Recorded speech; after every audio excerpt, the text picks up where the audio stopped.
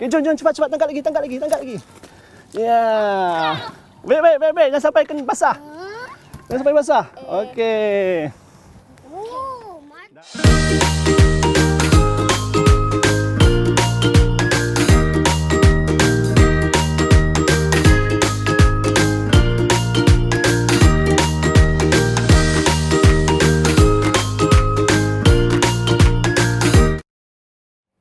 Okey, sekarang kita berada di luar kawasan NCDRC, di mana di sinilah tempat syurga bagi kanak-kanak. Kalau kita lihat, ruang sini cukup besar, mempunyai pelbagai alatan permainan dan semestinya alam semula jadi. Jadi untuk kita menambahkan keceriaan kawasan yang cantik ini dengan ruang yang tertutup seperti di NCDRC, dia ada satu keadaan dikatakan sebagai personal untuk kanak-kanak, bermain dalam keadaan yang menggembirakan. Jadi, aktiviti apakah yang boleh membangkitkan keceriaan dan kegembiraan kanak-kanak? Dan kalau kita lihat, apabila kita berada di luar ya, bersama dengan ibu bapa, pastinya aktiviti yang menyeronokkan adalah membawa mereka ke taman permainan, ke tepi pantai, ataupun berada di kawasan rekreasi gunung, ganang yang cantik dan indah berseri. Jadi kalau kita nak menyediakan keadaan begitu, kita memerlukan pelbagai pendekatan yang menarik. Salah satunya ialah aktiviti perkelahan. Dan kalau kita ingin menyediakan aktiviti perkelahan, pastinya kita memerlukan bahan-bahan yang mencukupi, yang mana mereka dapat merasai sendiri dengan pengalaman yang mereka ada. Kalau kita lihat di sini, ya, banyak kelengkapan-kelengkapan yang menarik yang disediakan di NCDRC ini bagi keperluan kanak-kanak. Kalau kita nak memancing contohnya, kita ada kolam ikan di situ. Kalau kita nak memasak, kita ada tempat memasak. Dan kalau kita nak membuat kawasan perkhemahan, kita boleh sediakan mereka dengan perkhemahan. Dan kalau nak lebih adventure ataupun lebih menarik lagi, kita boleh buat rumah atas pokok. Jadi, aktiviti-aktiviti inilah yang pastinya dapat memberi kegembiraan kepada kanak-kanak untuk mereka berasa seronok, bukan setakat untuk belajar di dalam kelas tetapi di luar kelas, di mana mereka merasai dan juga merasakan kebebasan untuk bermain bersama dengan cikgu dan juga rakan-rakan. Masihkah kau ingat pada waktu dulu? Ya, kita mungkin masih ingat lagi ketika kita zaman kanak-kanak bermain pondok-pondok. Satu permainan yang sangat menggembirakan, sampai sekarang saya masih ingat lagi.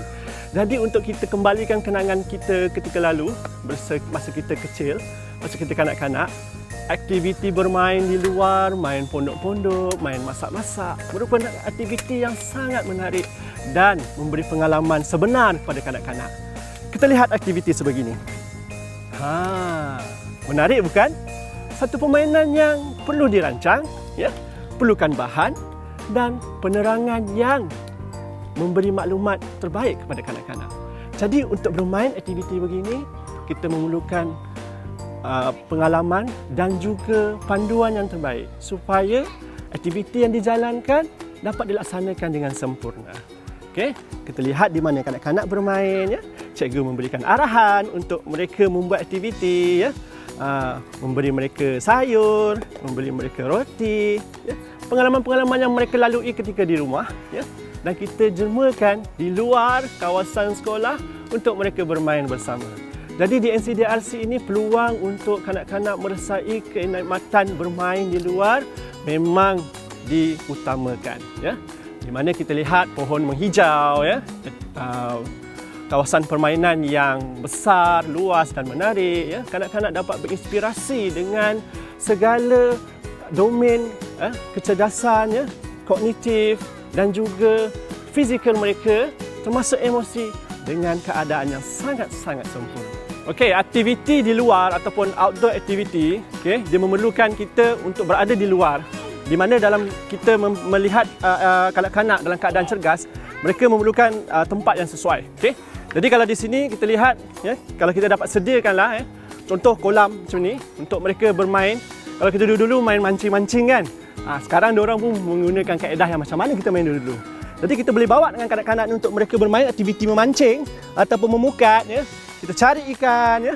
Kita tengok dan kita cuba untuk sama-sama dengan mereka beraktiviti macam mana tangkap ikan, macam mana ikan hidup, ya? Kenapa ikan boleh hidup dalam air, ya?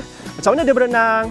So, apa yang perlu bagi ikan untuk dia hidup, ya? Dan benda-benda aktiviti-aktiviti begini dapat memberikan satu rangsangan yang terbaik untuk kanak-kanak, ya? Berimajinasi, menggunakan naluri dan juga fizikal, dan juga mereka akan bersosial satu sama lain bagi menghasilkan aktiviti yang merangsang dan menyeronokkan.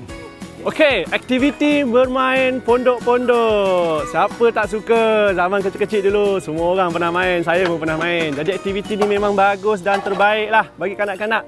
Sebab ini cara mereka untuk mendedahkan ekspresi, segala kemahiran, komunikasi, sosial, ya, dan juga menggunakan motor kasar, motor halus untuk mereka bermain, ya. Dan apabila mereka bermain pondok-pondok, walaupun kita tahulah kan, sepah-sepah ni biasalah budak-budak.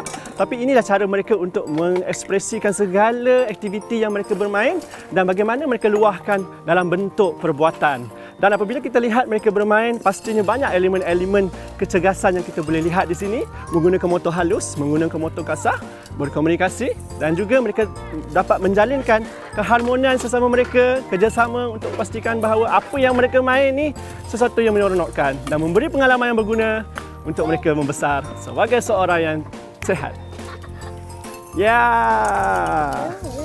Banyaknya. Ni nak masak apa ni?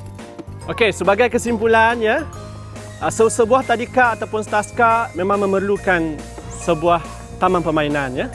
Sama ada di depan ataupun di tepi ataupun di kawasan dalam tadika.